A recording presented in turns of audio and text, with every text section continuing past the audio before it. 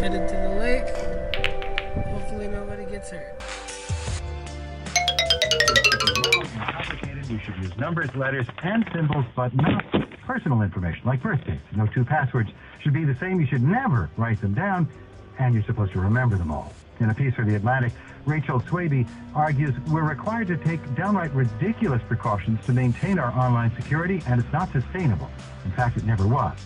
We want to hear from those of you who've been hacked or had your online security compromised. What changes did you make afterwards? What's your password strategy? 800-989-8255. Email us talk@npr.org. You can also join the conversation at our webpage. Go to npr.org and click on Talk of the Nation. Rachel Swaby is a freelance writer based in San Francisco, and she joins us now from our member station there, KQED. Nice to have you with us.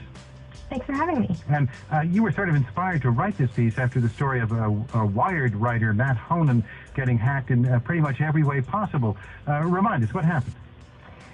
So his problem was a little bit different than kind of a simple password. What his hackers did is they called Amazon and then they called Apple, and they socially engineered their way into his accounts. So with one piece of information, they were able to get another and another and another, and then they were able to get into his devices, his email, his Twitter, and they were able to wipe all of his information. Terrible story. Social engineering is a fancy term for conning, right? Yes. Yeah. Okay. In fact, so a good old con game worked as opposed to a technological hack, but both are used to get through our passwords. And you say it's interesting, going back to 1971, pre-internet, pre-everything, that people realized this was not going to work. Right. A study out of Bell Labs was looking at passwords, and what they found is that people are just really, really bad at them. And if you give them the choice to make up a password, they're going to think about something that's really easy to remember. And that has continued today. That hasn't changed. And so this is a system you suggest was broken at the beginning and has successfully succeeded to get even worse. It was, some years ago that Bill Gates himself said the password is dead. Yeah, I mean, I think people have been hoping for a new system for a really long time. I mean, the problems have been clear, but with more services and more devices and basically in order to change everything, you'd need people to collaborate across everything. You know, what would be easiest for us is if everyone could kind of have a meeting and get together and say, hey, let's all work together on a system that's better for people, but instead they work separately to try to find a system that's better for machines. For machines, and that's kind of the problem. And in a world where we're accessing our devices in new ways, it's not just a keyboard anymore. Right. I mean, there are some kind of neat approaches to passwords that the touch screen, for instance, has helped us with. So if you have an Android phone, you can kind of make a pattern over some dots and have that as your login. But people have pointed out that they're nervous about that because, you can see the smudge on a screen, and so maybe that could be used to get into a phone. Windows, the new Windows has, they allow you to look at a picture and kind of trace some dots across a picture. So if you have a picture of your family, you can connect all of the noses, and that would be your login. So there's some neat things on the horizon, but kind of device. What about all that biometric data, or all those biometric approaches? I'm waiting for the retina scan. Right. So some of that kind of weirds people out, and researchers know that. There's a researcher at NYU, Nazir Memon, and he's been kind of trying to figure out how that biometric data could be not as weird for us. Like if we were to turn a dial on our touch screen, the way that our fingers press against the screen and the space between our fingers, they could capture that instead of, an actual kind of fingerprint or an eye scan, which seems really strange.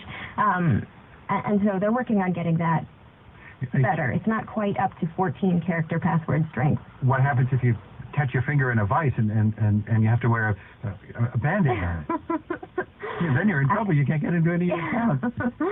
Well, yeah. So there are problems, clearly. It's interesting. There was during it's quite familiar. Operators of Morse code could always tell who was on the other end of the key by what was called their fist. It was a characteristic clicking pattern that everybody was different. Yeah, so DARPA has thought about this, and they actually have a call for researchers to think about how just the way that you interact with your computer could be the login. You know, like the way that you kind of swipe across your touchpad, or the rhythm of the way that you tap the keypad. Like that could be a continuous way that that your computer could tell if you're the one sitting there. Because if you log into everything and you walk away and someone walks up, that's clearly a problem. And so it's kind of neat that they could capture that signature. So they're looking into it. If you log into your computer and walk away and let somebody else walk up, it's clearly a sign that you're an idiot. Right. Well, DARPA is clearly a little more worried about this than kind of the average user. We should pay attention to them since they invented the thing in the first place. So as you look at these promising technological advances, they all have one overwhelming problem in that all these businesses that now use passwords have an investment in inertia. Right. I mean, it's just really hard to change a system that's been around so long, and it works for them. It just doesn't work for us, which is the problem. So we're talking about passwords with Rachel Swaby, a freelance writer based in San Francisco. Her piece, "The Password Fallacy: Where Our Security System is Broken and How to Fix It," ran in the Atlantic earlier this month. And as if these other systems aren't going to be, or at least are not in the offing, no immediate solution, no immediate panacea, if we're stuck with passwords, what do we do? So security experts recommend that we have 14-character passwords that don't contain dictionary words. It's kind of a random string of symbols and letters and numbers. And you know, if you do that across all 40, some 40-odd sites that we are required logins, then we should be good. But that's hard. So there are. Yeah. What do we do the rest of the day? Right. So there's a service called 1Password, and that will keep all of these. It will generate these kind of passwords for you, and it will keep them for you, so you don't actually have to remember them. So that's a good start. The other thing is, you can make passwords that are not, dictionary words are bad, and so are kind of your birth date, because those are easy to guess, and substituting numbers for letters is not great either. But one of the security experts I talked to said, he takes a line from a favorite song and he takes the first letter of each word in that line. That might work if you can remember the song. I know. Let's get some callers in on the conversation. We want to hear from those of you who've been hacked or had your security compromised in some way. What's your new password strategy now? 800-989-8255. Email talk@npr.org. And Mac's on the line with us from San Jose. Hi, Mac. Basically, I was actually commenting on password programs that will remember your passwords for you, and I think the lady mentioned it right now. But I use a couple of different programs. One of them that I use is called Google Form or LastPass. Basically, I have over 200 passwords that I have to remember. I don't remember them. I don't remember what password. Those programs synchronize the passwords across everything that I use. The Android phone, the desktop, the laptop, at work, everywhere. So it's a really cool thing. And there's a password to get into this program, presumably. Yes, and it has to be pretty hard so nobody else can guess it, number one. Number two, with these programs, they avoid the keyloggers. There can be viruses that are called keyloggers that basically take a snapshot of the website where you're at, and they send it over the internet with the password that you're typing in. So if you have this sort of a password program, manager program, it'll simply paste the password in there, and it's not traced as a keystroke, so it cannot be hacked that way either. Rachel Swaby, is that what you were talking about, these kinds of programs? Yeah, that's great, and also two-step verification where possible is really helpful. Like many bank accounts have. Bank accounts, Gmail, Dropbox, they offer these services. Well, thanks very much, Mac. Yep, thanks. Email from, this is from Michael. All devices are working towards having a webcam-type camera in them tied to facial recognition that would result in natural passwording. Is that right?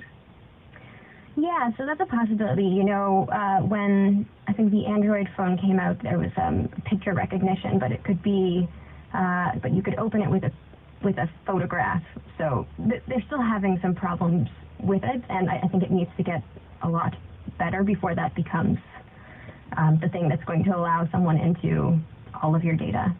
We're talking with Rachel Swaby on the opinion page this week. There's a link to her piece that was published in The Atlantic at our website. Go to npr.org. Click on Talk of the Nation. This is Talk of the Nation from NPR News. And this is from AJ in Berkeley. When I'm prompted to create a password, I decide whether I'm annoyed by it or not. If not, I choose a phrase from a Grateful Dead song. But if I am annoyed, I pick something from the Three Stooges.